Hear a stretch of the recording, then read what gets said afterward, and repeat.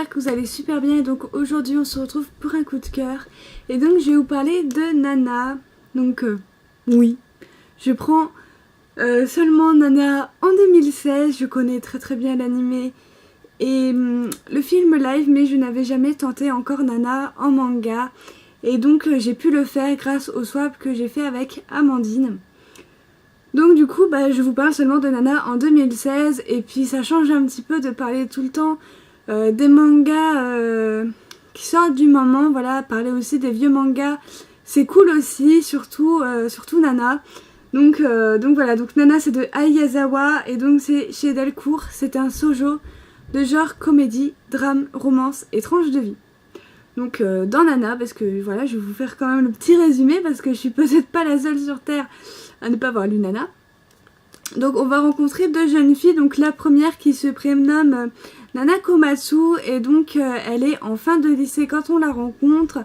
Elle a une très bonne amie qui s'appelle Junko, mais par-dessus tout on nous la présente comme quelqu'un de très sentimental et de très faible.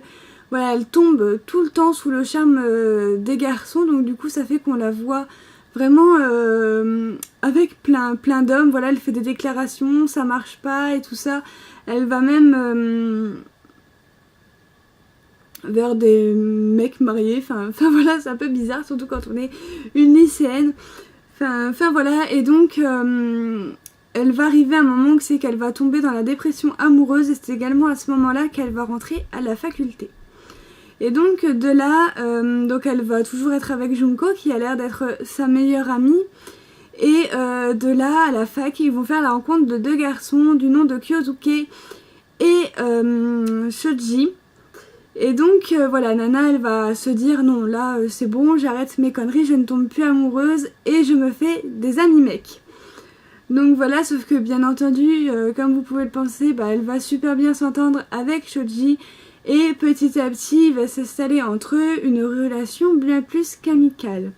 Le souci, c'est que pendant leur fac, Junko, Kyosuke et Shoji ont décidé de partir à Tokyo pour étudier. Et donc, ils vont laisser un petit peu Nana dans leur ville natale puisqu'elle n'a pas réussi les concours de début de rentrée de fac à Tokyo. Donc du coup elle va se promettre de rester dans sa ville natale, d'étudier, de réussir à avoir au moins sûrement un diplôme en poche et qu'après elle les rejoindrait à Tokyo.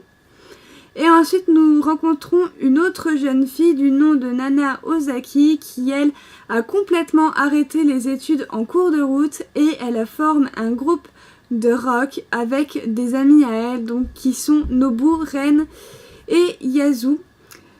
Et donc là on est un petit peu dans le même problème, donc Nana a une relation amoureuse avec le bassiste de son groupe, donc c'est-à-dire Ren.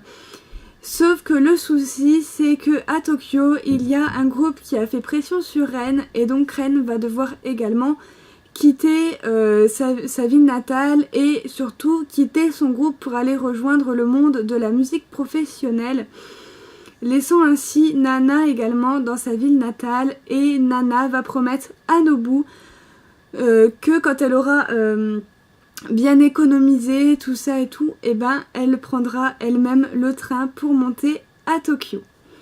Donc voilà, j'espère que j'en ai pas trop dit, que je vous ai pas spoilé pour ceux qui connaissent peut-être pas. Ce tome 1 est vraiment un tome d'introduction pour ma part. Je ne pensais pas que le premier tome commencerait comme ça. Je penserais qu'il commencerait directement, que c'est que les deux nanas se rencontrent, mais absolument pas. C'est un tome d'introduction où on nous montre les deux protagonistes féminines qu'il va y avoir dans cette histoire, leur bande de potes et leurs amours. Donc voilà, donc j'ai vraiment très hâte d'avoir le second tome pour pouvoir enfin découvrir la fameuse rencontre en ces deux filles et voir si ça va un petit peu changer de l'animé ou si c'est vraiment comme l'animé tout ce qui va se passer. Et j'ai également très hâte de pouvoir dépasser l'animé et de savoir ce qui arrive aux deux nanas. Donc voilà, donc je pense que vous reverrez très bientôt les prochains tomes sur ma chaîne, ça c'est sûr. Ce premier tome m'a énormément plu, voilà, j'ai retrouvé l'univers de Nana et je peux vous dire que j'adore ça. À présent je vais vous montrer quand même un petit peu le chara design de Nana. Donc c'est vraiment très très beau. Voilà, le chara design ne m'a absolument pas rebuté. Donc voilà, une petite image de ma Nana préférée. Donc voilà, donc bien, voilà, c'est la roqueuse, personnage préféré, voilà. Je l'adore, tout simplement.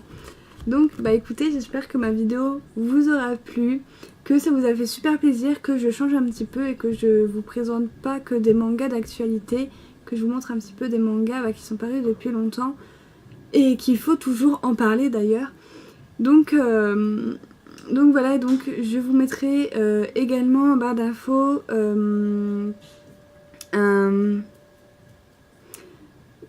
un truc que j'ai vu sur Facebook et qui parle de l'auteur de Nana, parce qu'apparemment elle a donné de ses nouvelles d'elle il n'y a pas très longtemps que ça dans un magazine japonais. Et donc on a appris quelques petites nouvelles il n'y a pas longtemps. Et donc apparemment une grande surprise devrait se faire début septembre. Donc je vous mettrai le lien de l'annonce dans la vidéo. Donc voilà, donc sur ce, n'hésitez pas à mettre vraiment vos commentaires et un petit j'aime, ça fait toujours plaisir. Et moi je vous retrouve très très bientôt pour une prochaine vidéo.